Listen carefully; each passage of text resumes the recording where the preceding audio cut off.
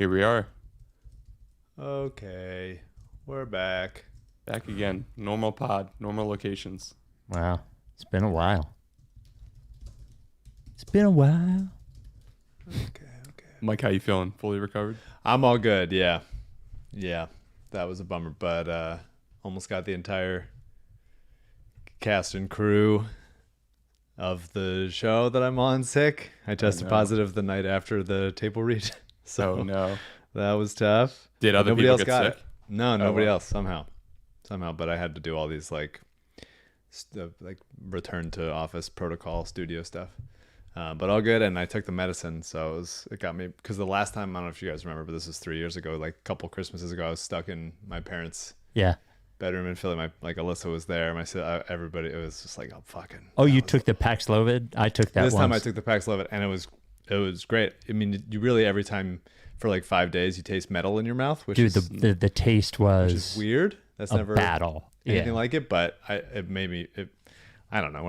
I'm not fucking. I don't know anything about anything, but I took it and it made me feel a lot better, a lot faster. So that was good for me, at least. The taste after 2 days, and I don't think it's as bad as it used to be, but the taste after 2 days made me almost give up, like not take it anymore. I didn't hate it so much as it is just weird. Oh, I hated it. It was just a weird. It was like, this is what it's always going to be like? But I didn't like lose any sense of smell or anything. It was just like, that is. The worst was waking up in the middle of the night with the taste, because that would, like, during the day I would just eat lozenges or whatever. Man, that stuff. Yeah. But here we are. Here we are, back. And then we put in the August calendar. I was like, this is so much August. This is so many August episodes. It's the longest off season we've ever had. I believe. Well, it felt very quick, because like September feels like it's going to be the start, but September is a full another month. So like August is like, that's all there is. August is deep August, but September is also August. Yeah. So there's 2 Augusts. We always say that finally the season starts. At WIP, we're always like, man, when training camp starts, well, football to talk about, and then training camp starts, and 3 days in, we're like, well, there's nothing else to talk about. And there's no games for 6 weeks. So yeah, for sure. Let me move my stuff up. That's what she said. The Rights to Ricky Sanchez podcast is presented by DraftKings Sportsbook. Sign up for DraftKings Sportsbook by using promo code RTRS. Brought to you by Adam Ksebe, the official realtor of the process, 302-864-8643. Big Barker Therapeutic Dog Beds. Get yours at bigbarker.com/Ricky. And Kinetic Skateboarding. Get 9.1% off your first order with promo code Dave Silver. On the show today, we're back. If you're worried, here it is, the normal pod. We have a normal pod. Joel Embiid just keeps like talking. He's talked more this week, I think, than in the last 5 years. Sixers signed Reggie Jackson. Paul George introduced to the media. There's another White Party. We missed the Ricky 11-year anniversary because Mike got sick. There's just a fuck ton to get to. So we're gonna get to it. We've mentioned a few times we're doing a beta test with this app called Cooler. It is a podcast app that allows you to chat with each other and have like comments and stuff like that and talk to each other. And it's like sort of gamified like Twitch. Anyway, people are seeming to like it. We had a limited number of people to sign up, and now we have 25 more spots. Carl Andrew Record Club is now active on it. You can listen to all the podcasts you want, but for now, the only ones that you can comment on and stuff like that are Rights Ricky Sanchez and Carl Andrew Record Club. If you're interested, we only want you to do it if you're actually going to use it. But if you're interested in the beta, please do. We would love your feedback. Go to cooler.fm. Go to cooler.fm and use code LICKFACE when you download the app to get to use it. That is Cooler FM, and use code LICKFACE. This came from Jonah. He said, I'm sending this email as my brother Chris is getting married on August 3rd, and I'd love for you guys to give him a shout out on the pod. Despite being a Suns fan, Chris found this podcast years ago and showed it to me, and we've been obsessed ever since. Appreciate you guys have all done over the years and keep up the great work. Well, Chris, good luck getting married. My piece of advice is don't listen to anybody who says that being married isn't good, because being married is good. Mike, any advice for the newly married Chris, or soon to be married Chris? Live it up, brother. Yeah. I don't know. And finally, the Ricky is brought to you by Kinetic Skateboarding. I always mention that you can get sneakers there you can't get anywhere else. New Balance, Nike, Vans, Converse, all that kind of stuff. On Friday, they will have the NB Numeric Reynolds 480s, which are New Balance sneakers, which are pretty fucking sleek. You can see them right now. Go to their Twitter or their Instagram, at Kinetic Skate on Twitter, at Kinetic Skateboarding on Instagram, and you can go and you can order them on the website on Friday when they come out. Just go to kineticskateboarding.com and use code Dave Silver for 9.1% off your first order. Without any further ado, Amos and the Chef.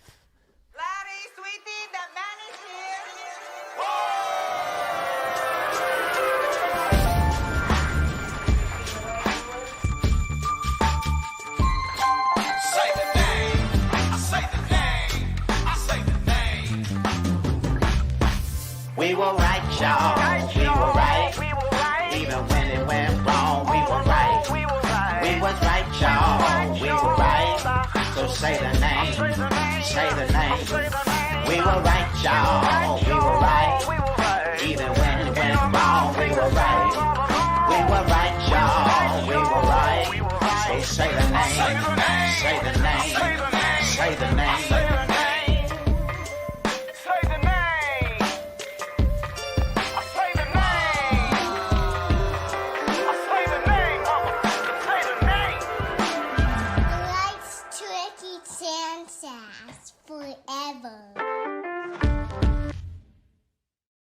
Welcome to the Rights Ricky Sanchez podcast. I'm Spike Eskin, along with a guy who quit the pod, and we brought him back. That is one Mike Levin. We're here. Yeah, we are. We're here. We are and we're here. here for the rest of the summer.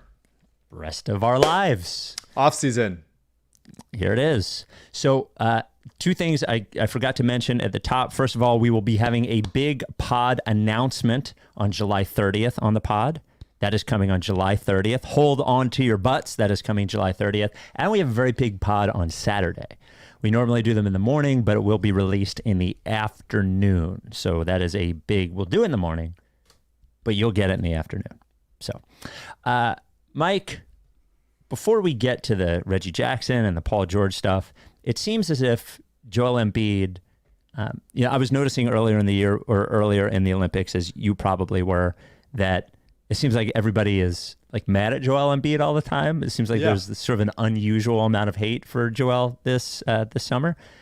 And then he just seemed to say a bunch of things in the New York Times interview and then on the Drew Hanlon podcast that like almost like invite people to be madder at him. And I don't care. It's fine. He can do whatever he wants. Some of the quotes from the New York Times thing, I read it initially. I was like, yeah, that's not that bad. And then I listened to it and I was like, wouldn't have done that. Do you feel this? Do you feel like it's just like every day I wake up, there's another Joel quote that I'm like, wouldn't have said that. Yeah. I mean, it's hard to bring myself to care. Mm-hmm. I agree that I'd be like, why? What are we doing this for? Why though? Yeah. But I didn't think the like, obviously the cheesesteak thing is funny. That's very Joel. He was kidding. Yeah. Yeah. And even if he isn't, that's Joel. Yeah. The LeBron Durant, Steph are older. I mean, that is just true. Like, well, it's I don't true. think it's that big of a deal to be like, those guys are older and not, I think all of them would say like, maybe not Steph, but like, that they used to be more athletic and faster and stuff. So did he. Sure. That's entirely fair. Maybe he's talking about himself. It's like a weird thing to say. You just don't need to. Yeah. And I think it's just like, I have this sometimes where it's just like, I'm just providing context and it's like, well, for what, dude? Like, who cares? Just go out there and play. It doesn't matter. But also, hey man, I'm just happy he's seemingly happy. I guess that's all I care about. Like, he's out there. It was fun to see him, like, once Team USA started, like dapping up Steph, LeBron, Durant, like being Old there guys. and like him starting and some of the playing off of those guys is very fun. Setting off ball screens for Steph, finding rolling off of LeBron stuff. Like, I mean, those are the guys, and the fact that Joel is they're like scripting plays for Joel is cool. Obviously, people not loving the Joel experience of whether it's the foul grifting or just it takes him a little bit of time to like get going, a few games weeks, here and there. Yep. So that I get. But I've just never been an Olympics guy. Even at Olympic basketball, I've just like never cared. And and we haven't had anybody that was good enough to really play. Even Iverson, only a little bit. Like, it's just, I just don't. Read Andre. Am I allowed? Yeah, Andre a little bit, but like, am I allowed to not care? Am I allowed? No, to you're feel allowed like to not care. Whatever Joel wants to do, good for it. And if people are mad at him, then that's par for the course of what it's been like the last 10 years. Well, so two things. First, before we get to the Olympics themselves, that the other two things that you missed from the New York Times interview is that he could have been the greatest of all time if he didn't get injured. And then let's say true. I'm with him. Let's go for it. I'll ride with our guy. Go for it. The only one that I was like, oh, why did you do this again? Is when he was like, there's two ways to say that you can't win it yourself. There's the inclusive way and there's the not me way. And for some reason, when he says, I can't just win it myself, it never comes across as, hey, I need everyone. So agree. Okay. I so agree with that. Because we were going to play it on the air on the WIP show, and I knew the quote because I read it, and I was like, I'll defend him on this. I told Jack. Like, we always go over like sort of like what we think before we go on there. And I go, oh, I'll defend him on this. And then I heard him say it, and on the air I was like, nah, I can't defend him on this one. Yeah. It never comes across he knows, that way. Right. He knows the right thing to say, and he's trying to say the right thing, but he just can't help but say it in a way that makes him go like, I fucking can't do it all myself, okay? Yeah. All right? You fucking know. You guys see it. You've seen who I've played with. And right. You just don't really need to do it. You just don't. He just doesn't. But that's also like he is ultimately himself, and I'd rather him be the version of himself that is the most like, I don't know, real than just like a scripted sort of dry when he was just very sad a few years ago, which he talked about in that interview. Yeah. That was a bummer. And it seems like he's just himself, and that comes with him being real in ways that people get pissed off about. And by the way, he's our guy. As long as he doesn't fucking care, like people care for a minute, and then ultimately it's just like if they're good, people won't care. If they're bad, they'll bring all this shit up. Oh, Mr. Greatest of all time. So yeah, and it's not like we need LeBron or Steph or Durant to like come here anymore. We already got Paul George. So like recruiting over, you're done. Yeah, get out of here, you old guys. Just end up safe. Like just be healthy. Just that's all. As for the Olympics, I sort of agree, sort of disagree. I'm always sort of interested in it. I think that people, the games are closer now, and everybody's, of course, like the problems that Joel Embiid is starting in that Bam Adebayo, but it is, I think you do have to realize that the rest of the world is infinitely better than they used to be, at basketball. When you look at, how about this, the last 5 MVPs aren't even from the United States. Yeah. It's Jokic and Giannis and Embiid. And then when you look at the top 5 or 6 players in basketball, and then you look at these teams now. Luka, SGA, yeah. Yeah. Now South Sudan did, of course, have Mariel Shayok, but all of these teams have been playing basketball a lot longer than they used to. I think the thing that makes it less fun for me to watch is they don't play enough together for it to look all that cohesive. There are moments of it that look good. I just always feel like the other teams, whether they're better or not better, they always look like more like teams than our team does. Yeah. A couple of other quotes from Joel, who kept talking. Now I will say, if there's a way to do it in this kind of way, and there's not, but I don't know if you watch, the WNBA All-Star Game was incredibly good because it was the 12 women that made the Team USA team against the All-Stars that didn't make Team USA. And so those people were kind of pissed off to not make Team USA. And Team USA was like, well, we are actually a team and we have to play seriously. And Team USA lost. Yep. In a really, it was never like exhibition-y. It was always like, felt like a really good basketball game. And if there was a way to do that, I don't know how, but like of the All-Star game or some exhibition where it's like, here's the Team USA men and here's the backup guys, like whether it's Jalen Brunson and Jaylen Brown and Kyrie or whoever, whatever, like that kind of thing. That would be there being stakes and personal beef to it. And Enrique Gumuale like went off and she was bitter that like vocally that she didn't get on the team. And I don't know. That was fun. It was fun to watch, and it'd be fun dramatically for that to be the case.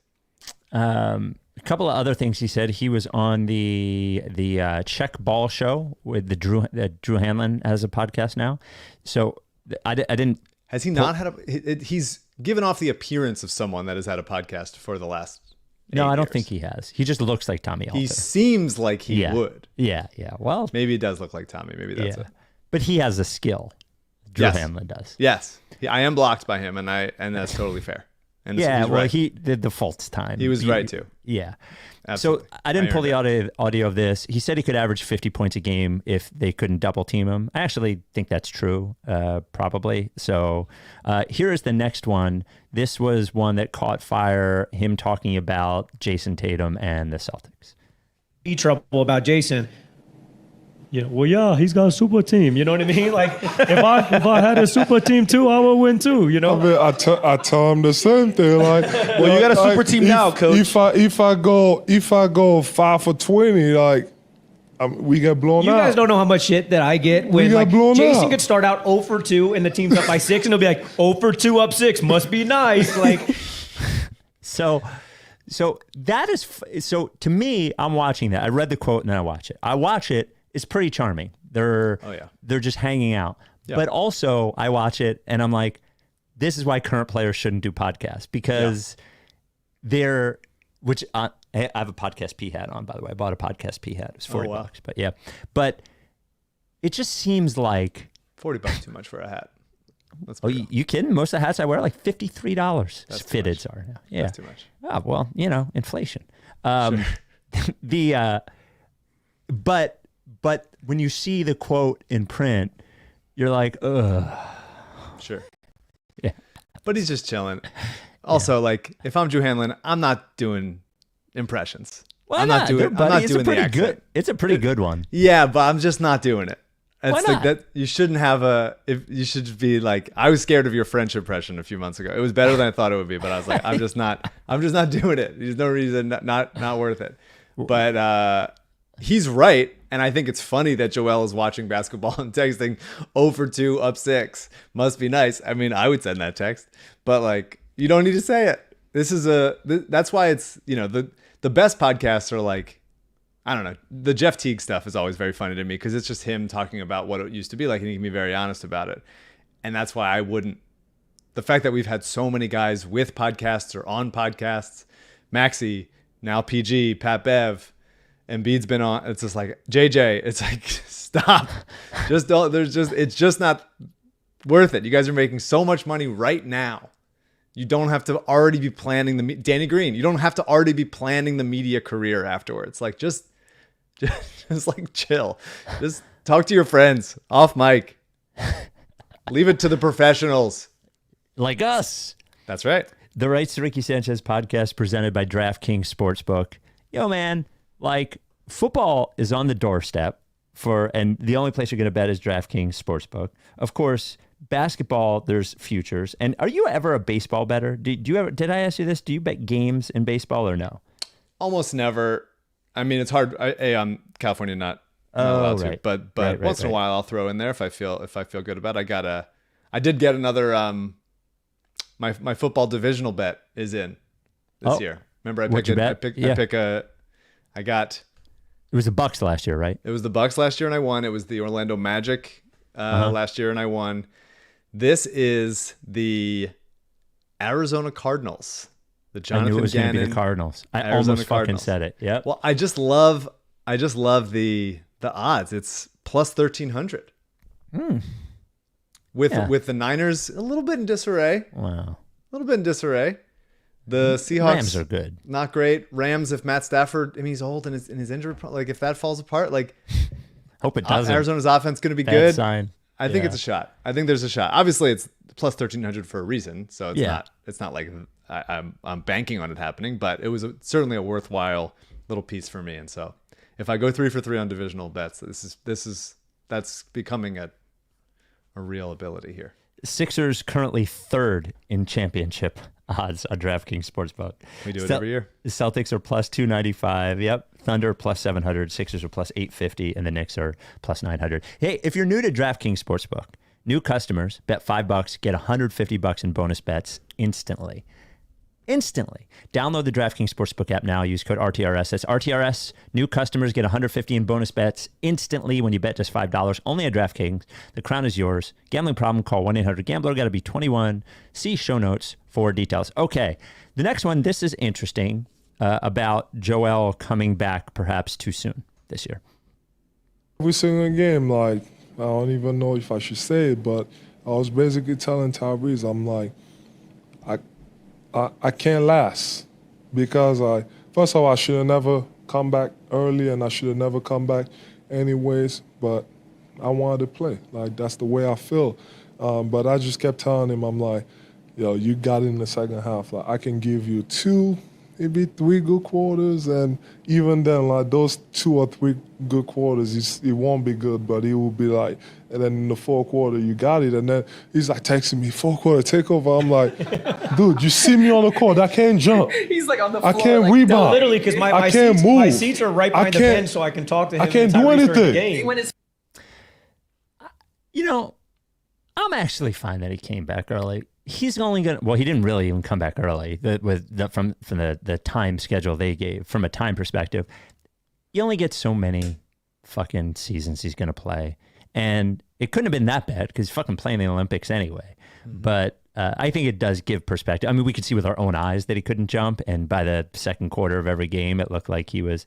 I think he was, definitely not rebounding in the same way. But yeah, you could see the energy level. You could see the burst wane over the course of it.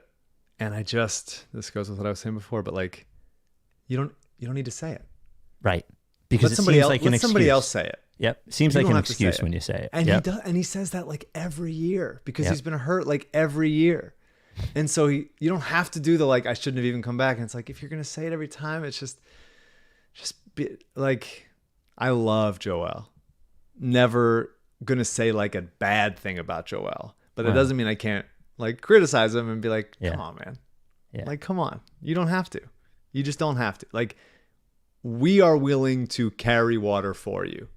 Like, don't carry your own. It's a bad look to try to be like, I shouldn't have even come back. I wasn't even healthy enough to come back. And that's why if I was, then just like be healthy, like be determined to do it. Yeah. And take all necessary steps to ensure over the course of the season that like we're not going to have this fucking conversation again that we have every goddamn year. Yeah, it just, when he says it, it comes off like an excuse. Always, always, always. I'm not saying that's what it is. I do think it is a little bit, but it always seems that way. Yeah. And then finally, this is the last clip about Joel not being particularly liked. Probably the most hated guy in the league. I don't know why, because I'm just cool. Like you're the most hated guy. I don't know what's there to hate about me. Like, It's the injuries. I feel like a lot of people can relate to my story and what I've been through, and I keep pushing, and I understand. Yeah, like I want to win. Well, I think part of it is the last 15 minutes of this podcast. It is and he thinks, I think he thinks it's the trolling stuff. Mm-hmm. It's not actually. It's not the trolling stuff. It's the other stuff, I think. I think people loved the trolling stuff generally. Like when he's being silly or whatever. It's honestly, it's even like this particular stuff. So that's why. That's why, Joel. That is why. Yeah. That is exactly why. Yeah. But good. Just win and be healthy. Yeah, none of it's going to matter. None of it's going to matter.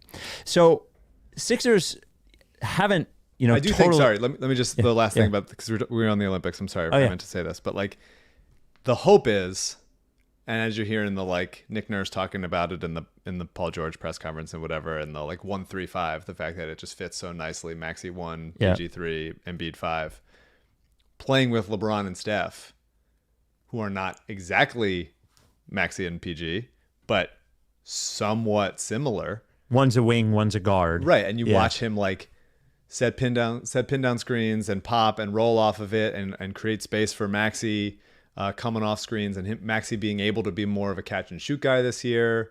If it doesn't have to all be him. Like it's good to get that kind of experience, and I hope, even though I know that it doesn't last over the course of the season, like it sort of wanes a little bit. I hope that playing that way will carry over to some of the season. And then when it's like, okay, focus in time in the playoffs, then you can really lock in and get buckets in those kinds of ways. More easily manufactured, because like those three guys step on the court, and that's an advantage. There's an advantage right there. And it's like, there's more of an advantage if they're not standing still. Or making Maxey just run around in circles around Joel, doing like dribble handoff over and over again, which obviously works, but like it'd be nice if you can get easier stuff off of it. That's all. Well, one of the things that he's going to have to learn, and it took almost half a season with Harden to have it happen, is there's just like, he's going to have to make decisions quickly, whether that's shooting. It's not catch it, wait for the defender to come, pump fake and shoot. It's catch it and shoot. It's not, wait for the double team to come to get there and then throw the pass. It's as the double team is coming and the guy's cutting, like that's, and he's going to have to move quicker. I think he sees it and he feels it, and he just doesn't do it, because he has, I think, pretty good court vision and he's a pretty good passer and all those sorts of things. But I think having that sort of setup with two offensive players, by the way, like two very offensive players in Maxey and Paul George, he's going to have to, and he, by the way, he might be the best passer out of the three of them, to be quite honest with you. He's going to have to just think and move quickly, I think. So one thing that Daryl said during the press conference was that they are going to leave a roster spot open to give themselves some flexibility during the season. Classic. They always do. Yep. They finished off their two ways with Justin Edwards, Jeff Doughton Jr., and David Jones. And good to have Doughton back. He's just a professional, good player. I'm a little bit surprised they got him back on a two-way. I thought he played great in summer league. Nick Nurse trusts him. I'm sure there's going to be injuries with Lowry and maybe Eric Gordon over the course of the season. They're old, and Doughton is like a very reliable player to just drop in there. Reggie Jackson, they signed for the minimum. He's fine.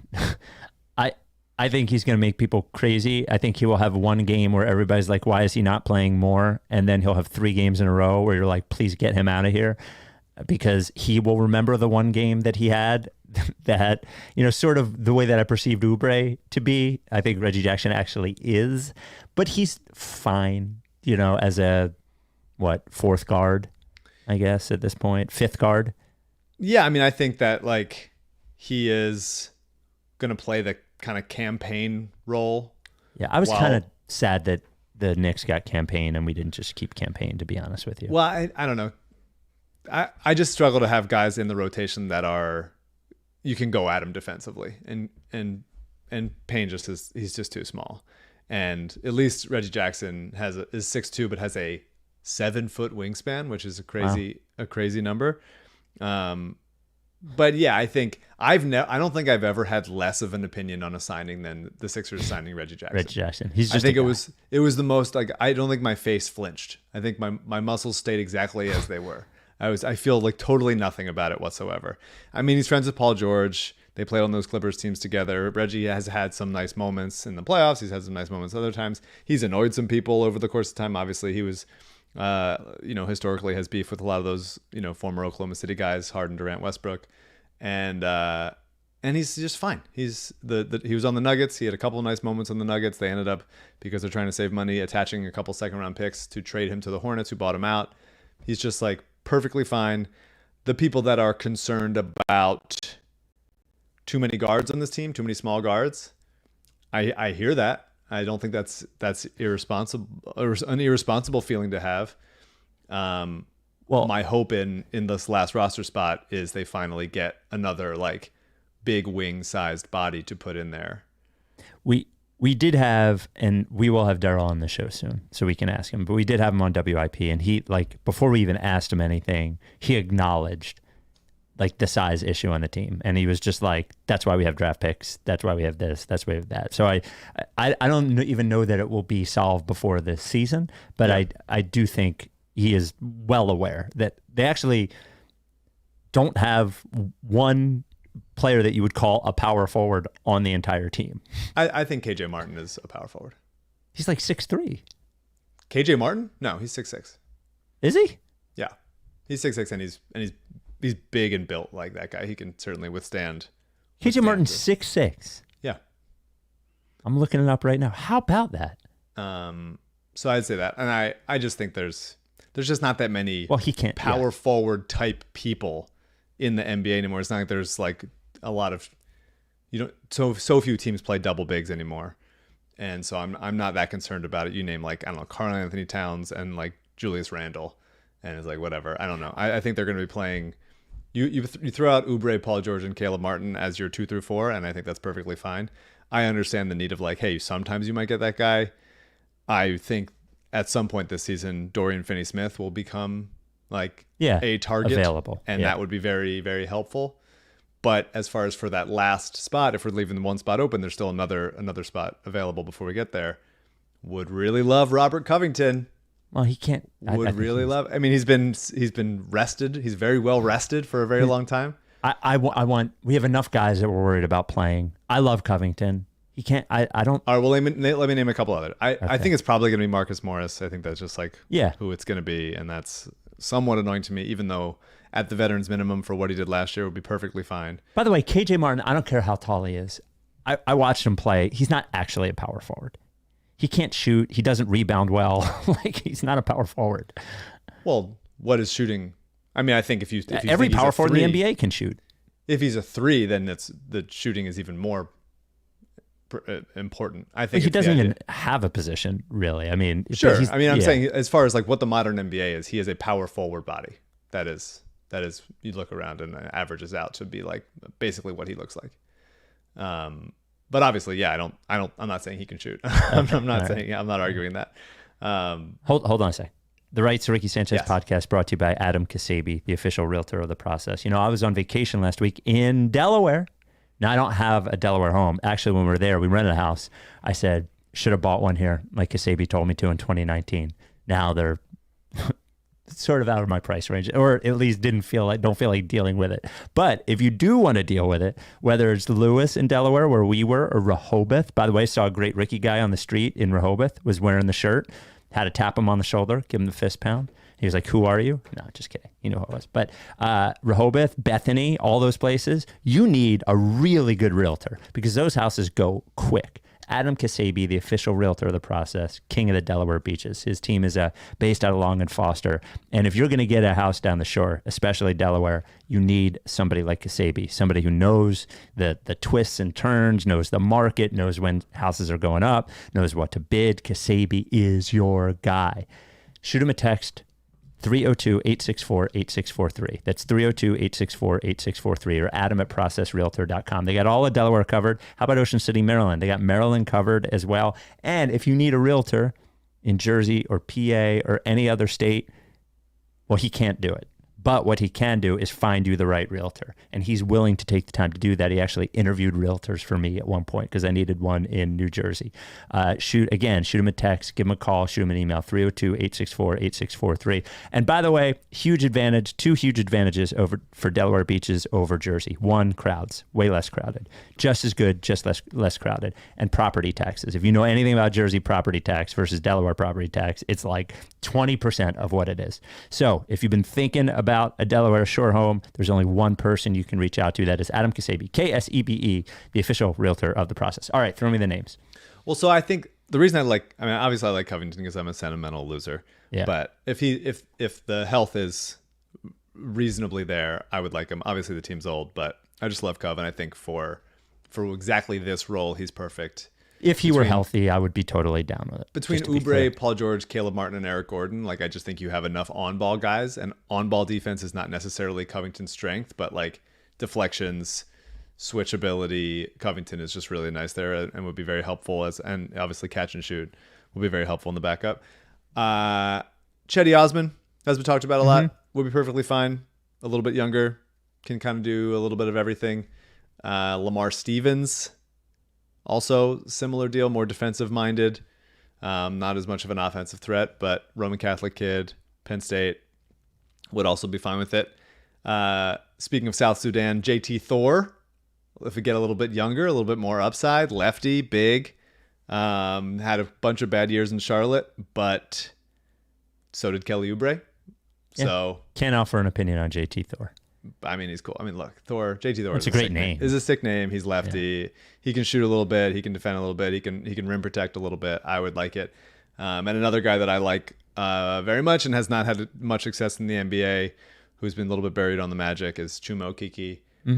I've always liked Chuma, and I think that would be a nice take a flyer on this guy.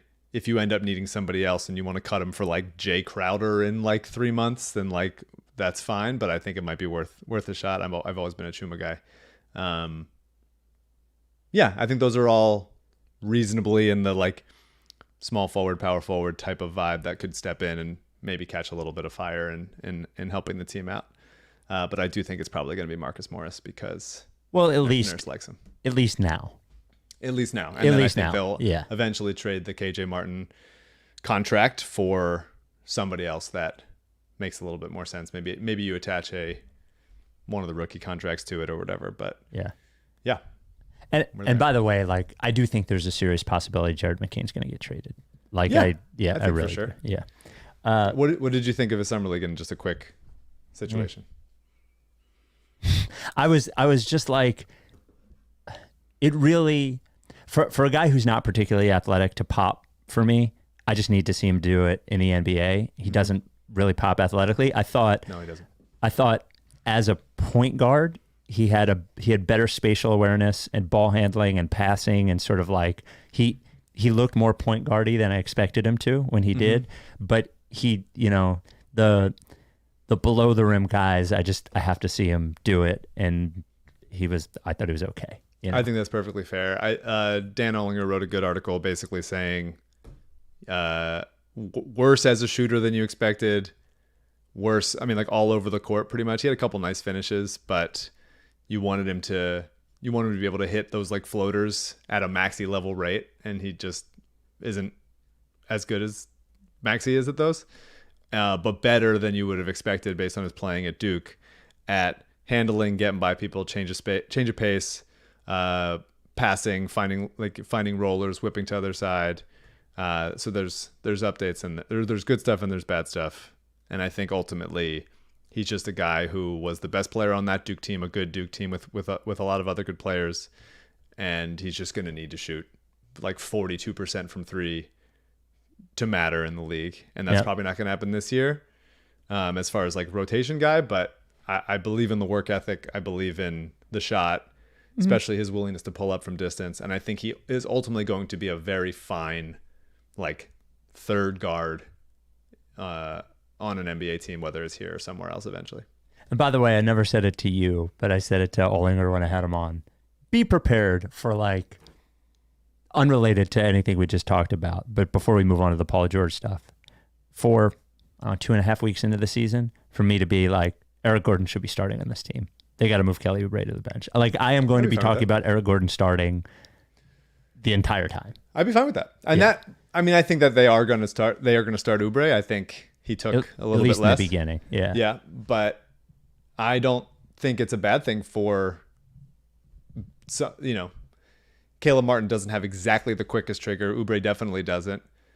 PG is going to be there and catch and shoot like crazy. But if they wanted another guy that can just hoist from 30 and do exactly that, and they want Oubre to come in and be a little bit more of an engine off the bench, and staggering a little bit like Lowry, Eric Gordon because of oldness, and give Oubre some of his time off I would be totally fine with that. All right, so they did introduce Paul George to the media, and they also had a press conference for one Tyrese Maxey. I have some quotes from PG and from Maxey. Before we get to it, just Nick Nurse, somebody asked him the difference between Paul George and Tobias Harris. And I just want to play it because he did it without like smirking at all. So here's what he said.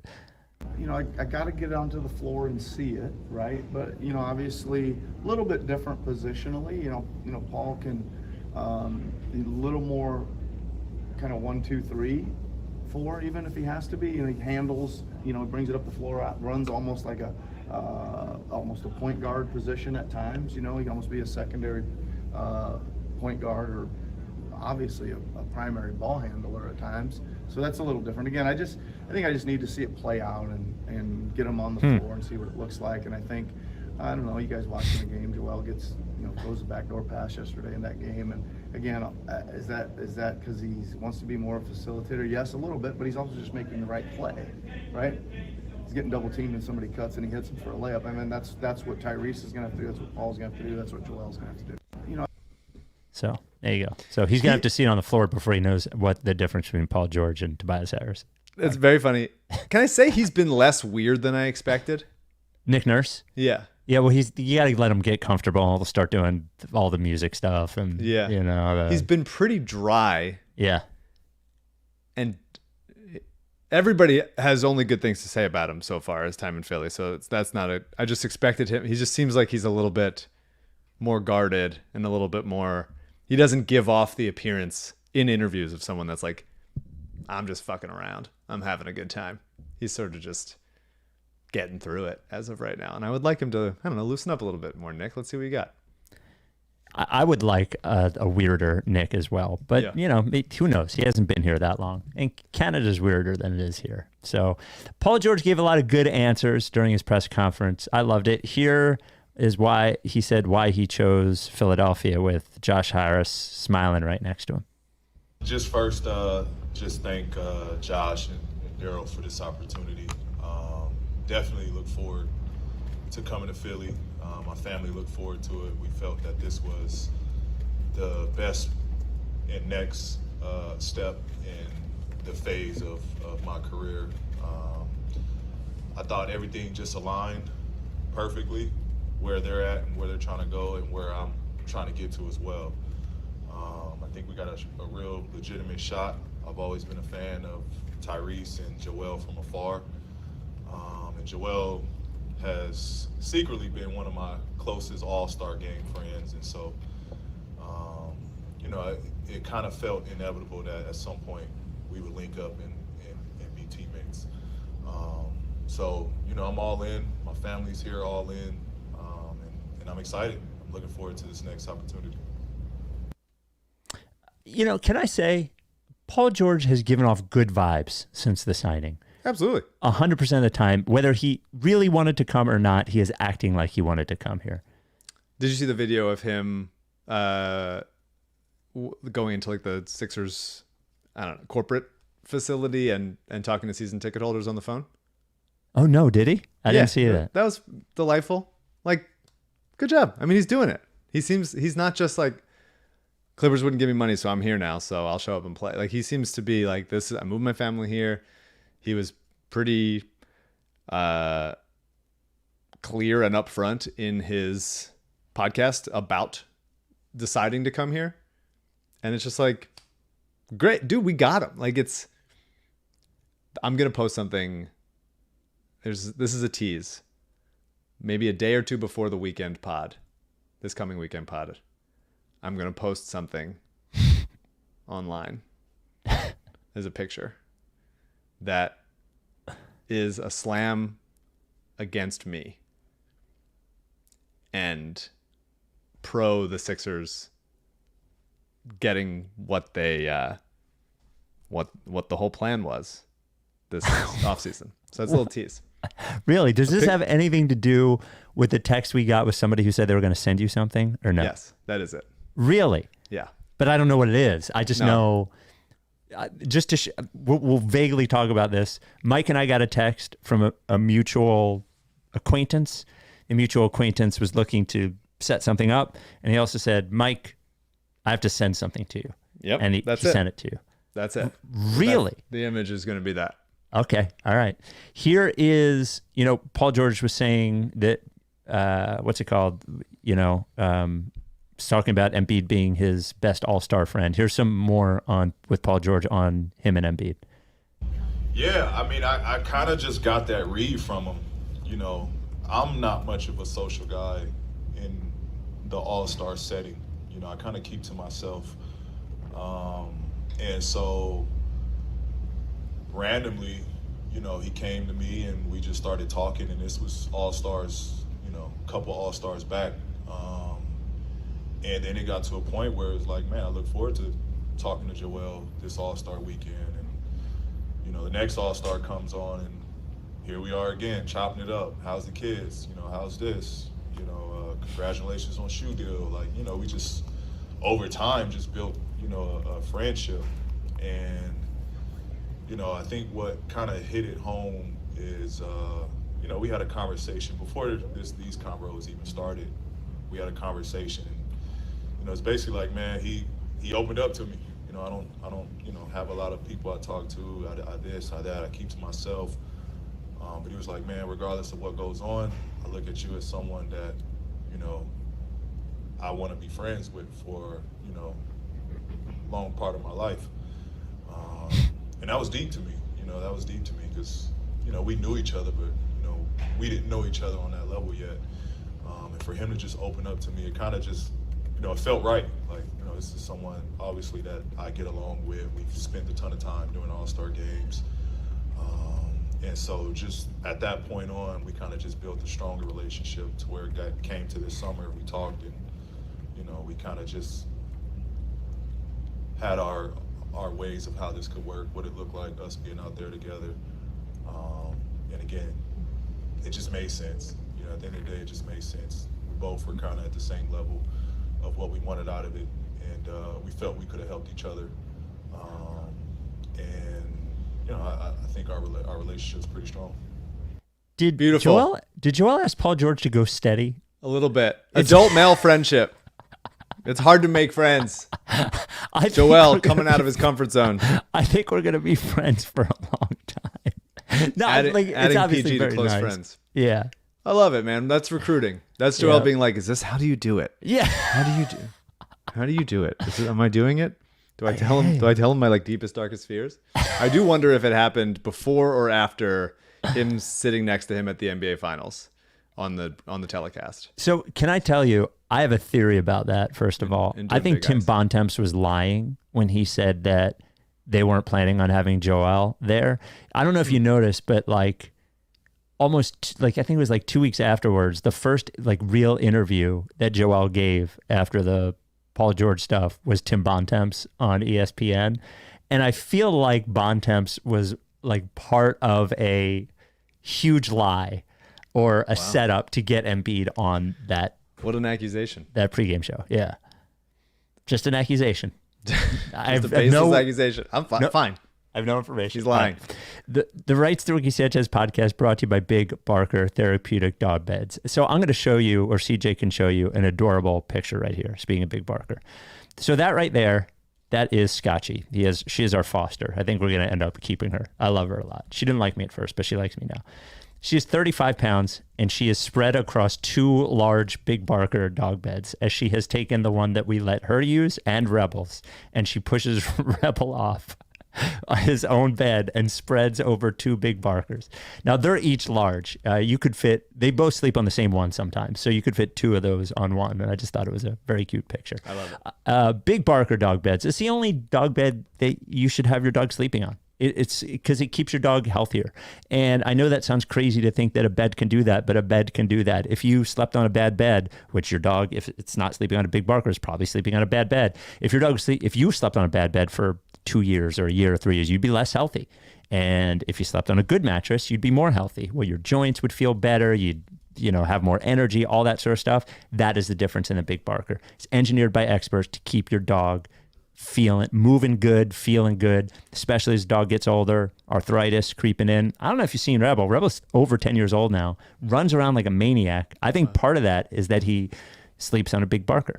Go to bigbarker.com/Ricky or go to the link we put in this pod. In fact, go to the link we put in this pod. I'll put it in the chat if you're watching live. You're going to get the Big Barker limited edition t-shirt with Rebel on it, dunking, and you'll get 2 processed pup patches, red, white, and blue one, black and white one, and stickers, all with the best dog bed in the world. Then you're going to take a picture of your dog on the bed. You're going to send it to us at rightstorickysanchez@gmail.com. We'll put them in the processed pup gallery. We love it. I care a lot about dogs. I care a lot about your dog. And your job as a dog owner is to keep that dog healthy and happy. It's got to have a Big Barker. It's got a 10-year warranty. The foam doesn't flatten or they'll replace it for free. By the way, a couple of new colors. When we officially adopt Scotchy, I told her I'd get her the lilac one. She doesn't know what I'm saying because she's a dog. But I said, I'm going to get you the new color, the lilac. Well, there's a new blue, a new lilac. 10-year warranty. The foam doesn't flatten. They'll replace it for free. 1-year at-home trial. If you don't like it or your dog doesn't like it, they will give you a full refund and they'll pay for the shipping. Handmade in the USA. Big Barker dog beds. Whoa!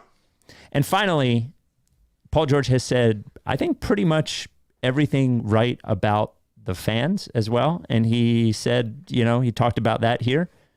I mean, I'm looking forward to it, honestly. At the end of the day, it's brotherly love, right? So, I'm looking forward to it. I think pressure is good. I think intensity is good. That's what you get up for. You want the fans to be fired up. You want them to, put that pressure on you to go out and perform and win games. That's our job. And so I'm looking forward to it. Be as critical and as hard as you can. I think it's going to work out for myself and for the team. And so I'm looking forward to that. I'm not scared or shying away from that. At any point, at any stage, that's what you look forward to. Well, let's go. Yeah, says all the right things. Yeah, that's all he can do right now. Say all the right things. So, and then finally, and we'll talk more about this on our pod this weekend. Perhaps might have a guest on. It's not this guy. It's not Tyrese Maxey.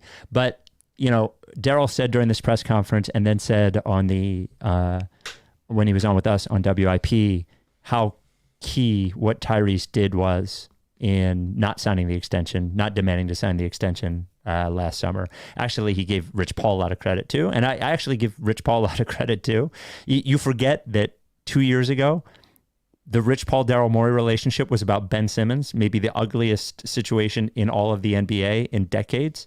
And then here we are 2 years later, and we always joked about relationships, but that relationship between Rich Paul and Daryl Morey has to be one of trust and good to convince him to get, Maxey to not sign the extension last summer. So here's the fact that the Daryl Morey is a liar stuff with Harden, and then Pat Bev also didn't affect Paul George deciding to come here, the first free agent to come to the Sixers that mattered in my lifetime. Sorry, Elton. And then also Maxey trusting him and Rich Paul trusting that we are going to give Maxey everything we can possibly give him on top of the beautiful presentation that they did for him that everybody was so touched by. We were concerned that it would make an impact, and thankfully it did not. So here is Tyrese on waiting. It was different for me.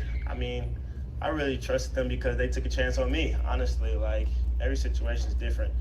And I was very thankful for that opportunity that they gave me to come here and, play for a championship, caliber team, early on in my career. Taking me at 21 when I feel like I slipped in the draft and I feel like I could have gone higher, but I feel like I found a home here, and this is a great place for me. So I understood. I understood what the the end goal was. And sometimes you have to realize that.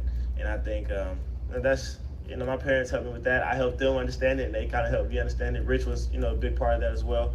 He helped me understand it. And, once I understood it, I just put my head down and worked and try to, win last year. You know what I'm saying? Do what we could do to win games last year. And I would say we'll worry about that when it comes, when it gets there. And, we're here now. So I think it worked out pretty well. What a guy, man. He's the best. I know. We are incredibly lucky to have him. Also, he's looking swole as hell in that. And yes. I don't know if you've seen any of the... a very sturdy, immovable object on defense. I think you've seen the workout videos. Like he looks pretty jacked in the workout videos, to be honest. Not that he ever looked slight or anything, but you forget how young he is sometimes, and a lot of that strength comes just with time. You get older, you work out year after year after year, but he's looking big. I mean, and thank you, Mike Niscala, who I don't think we've talked about, has retired. We got our should retire as Sixer. Number. Yeah. We retired his number. They should retire his number.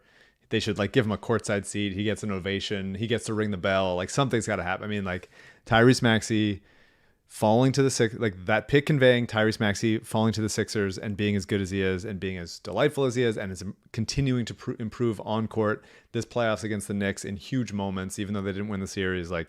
He is obviously part of the reason why Paul George decided to sign here. We could not have gotten more lucky here, and it makes up for all the ways in which we've gotten unlucky in all of those years. And so I just want to appreciate that, and I love him, and I'm so happy he's here. And by the way, it all got very lucky, but that draft pick was a draft pick that was traded for by one Elton Brand for Markelle Fultz, With Markelle. Yes, the Markelle Fultz fake first-round pick that ended up conveying barely because with Jonathan Simmons. Yep. Good stuff, everybody. So a couple other things we never got to. First of all, we did miss out on because you got sick, the Ricky 11th anniversary pod. We've now been around for 11 years and 14 days. Amazing. So yeah, it is. When I tell people, they're finally when people are like, oh, how long have you been doing that? I'm 11 years. They're like, what? Yeah. Nobody's been doing a podcast 11 years. It's just us and Bill Simmons. I think. No. And twice for most of it now, twice a week. About half of it. More in twice playoffs. Yeah. And it's just holy shit, dude. It's been it's been a long one. It is a big part of our lives, and obviously the Sixers, Phillies, and Eagles, were for a while of the same level of importance to me, and the Sixers have obviously skyrocketed because of the fact that after the most stressful games, I immediately come on here and do it live and react to it and process it, and it's become now. I think I'm still bad at behaving myself during games, which is crazy that I haven't gotten better at that in 11 years. What an indictment on myself and my maturity. But I do think that after I've done the podcast and bear myself in this platform, I do feel afterwards I'm okay, got it out of your system. It does. I do think I get over it quicker after the inevitable failures and stuff. So thanks. I mean, I guess I don't know. I don't know. I'm very proud of it. I really am. We joke about it all the time, but kept it up this long, have so many good people around us, I love our fucking sponsors. I love our fucking giant crew of weirdos. I think it's great. Unreal. And I've told this story before, just about you sort of losing it on the pod, but you've come a long way too in that, and I've told this before, but when Hinkie resigned, you didn't want to do the podcast. Yeah, there's been times. I had to talk you into it. Times. Yeah. So I like to mope after bad things happen. Yep. And I'm withholding from the Sixers of my love, and they don't deserve it. They don't. So I don't know if you saw this video, but I have a proclamation to make after you watch this video. I don't know if you knew, but there was another White Party, and I skipped past it. I could. Did you see the video of him throwing a baseball? I did. It was not great. Here is some highlights from the White Party. Yeah, great. Sure. There's the Leo. That's it. I don't know who that is. There's Drake. There, I don't know who that was. That's Michael Strahan. Yeah. There's Harden. There's it's clipping Machine too. Gun Is that Kelly. Tobey Maguire? Yes, Machine Gun Kelly, Tobey Maguire, some old guy, some short hair girl. Just who's asking for this? Well, it's just some highlights this was from the Daily Mail. So Tom Brady was there, Kim Kardashian, Megan Fox, Emily Ratajkowski, Megan Thee Stallion. This year's guest list was a coveted 400 names strong. 300 receives invitations via lithographs by the acclaimed visual artist George Kondo. A select few received a truly exclusive invite, a personally painted and addressed artwork by Kondo himself. Shut up. Make the jerseys better. Get the shirts, get the numbers even. For those who confirm their attendance, a special perk awaited: a crisp, personalized pair of Air Jordan 1 lows. A limited edition collaboration between Nike and Travis Scott was produced specifically for the guests. Shut up. Representatives for Rubin and Fisher told the New York Times that those desperate enough to be seen in this party offered millions of dollars just to be let inside, with the highest offer being $5 million. Not that we're going to get an invite. Well, so... Not that I'm going to get an invite. Obviously, I've talked more shit. I would not go. So my proclamation is actually the opposite of that. I need to go. I would not go. I need him to know that no matter how many literal movies he cuts of you would go. This, I'm not going to go. Not a chance. You would go. I need him to know that no matter what he does, it's not going to make him athletic, and it's not going to make him cool. And so what? It's so embarrassing that he allowed himself to be filmed doing this. That is disgusting. That is pathetic.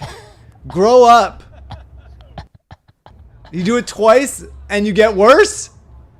Grow up. Michael Rubin. It is not hard to look like reasonably normal doing that. And the fact that he's become like Mr. Sports Guy, Mr. Sports Business, and he can't even fucking have a catch. He can't even have a literal catch. I will sign an NDA. I will, whatever you need. I need to go to the White Party. I'll go the early shift. I'll go the early. I know there must be an early shift. I'll go in the early shift. You'll set up. You'll cater it. Yeah, well, no, I won't work, but I do. We can do a podcast from there. You can be there and I'll be here. Oh my God! I just Please, can't, Michael I can't express Rubin. how little I would want to go to that.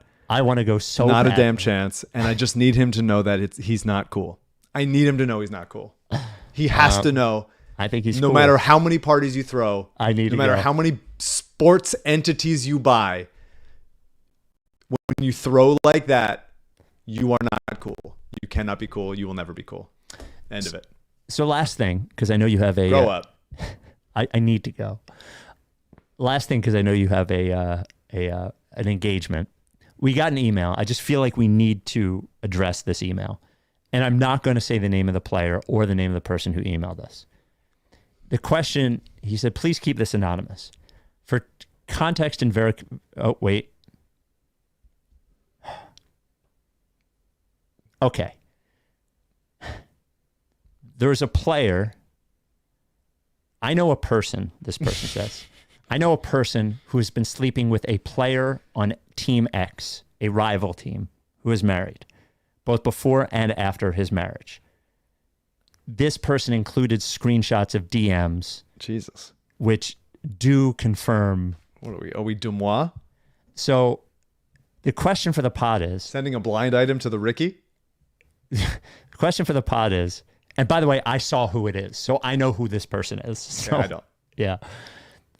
Should I hold on to this information and release the details during the playoffs if we play this person to help throw the player off and give the Sixers an advantage? Wow. This could risk my sister losing that friend and is generally against my beliefs and meddling in others' private lives. Also, he could very well have an arrangement, in which case this is a non-story. What are your thoughts?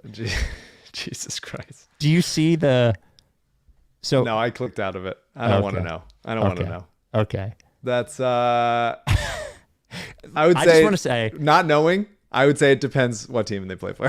I would say if it's a Celtic, I'm gonna have to say yes. If it's anyone else, I'd say they don't deserve that. How about this? I will say it is a. Don't say it on the podcast. No, I'm not. I'm not whittling it down enough. It is a good player, at least a good player. I'm not going to say how good, but at least a good player on a top 4 seed in the East. Oh my God. That whittles it down a lot. That's like 16 guys. Well, it's enough. You know, it's 5% chance it's one of those guys. Well, if it's I say if it's on the Celtics, then it's your duty. They are villains. They are not good people. What if it is the Bucks or the Knicks? Even Drew is identifiably a great person. Unfortunately, he's not anymore. Well, then maybe it's not him. No, but I'm saying if it's on the Celtics, you are obligated to do it. And right. If you're not, I think they don't deserve that. Okay. We did get actually one last thing, because it is very complimentary of you. 833 Lickface. Going on, fellas? I want to come off as a dick rider here, but I was really impressed with Mike's ad reads last episode. And really just the way he sold the performance and his enthusiasm for the product really just shows the evolution of his ad reads. And I guess my question is, Mike, do you feel like being around these accomplished actors and actresses has your performance skills enhanced as not only a writer, but now as a speaker? Thank you. Now, the last 2 times you've hosted, we have had notes that your ad reads have gotten better. I do think it's funny that this guy credited the actors you're working with and not the professional ad reader that you've worked with for and just doing it more often. I still hate it. I don't like doing it. I understand that I'm getting a little bit better, but I do think it's because I started out so bad. Yeah. Okay. So the improvement is noticeable. Yeah. I like how many people are listen to the ads just to see how I'm doing with them. Yeah. Well, we love our advertising. So that's nice. I would say I would say I'm better at speaking. I'll read if I'm not playing a part. I'm just reading them. I'll like read parts at table reads for the shows I'm on and stuff, and you get better at that over the years. But I'm not an actor and don't want to be, and definitely would rather you read all the ads, please, every time. We will talk to you on Saturday. We have a very special pod on Saturday, and then a huge Ricky announcement on the pod on July 30th. So that's all I got. It's good stuff. Good to be go back. Play basketball. Good to be back. A lot of off season ahead of us. Oh yeah, still months of off season. Still 3 months of off season, right? August, September, October. Several Augusts ahead. All right. We'll talk to you next time. Are you down with TTP? Yeah, Lickface.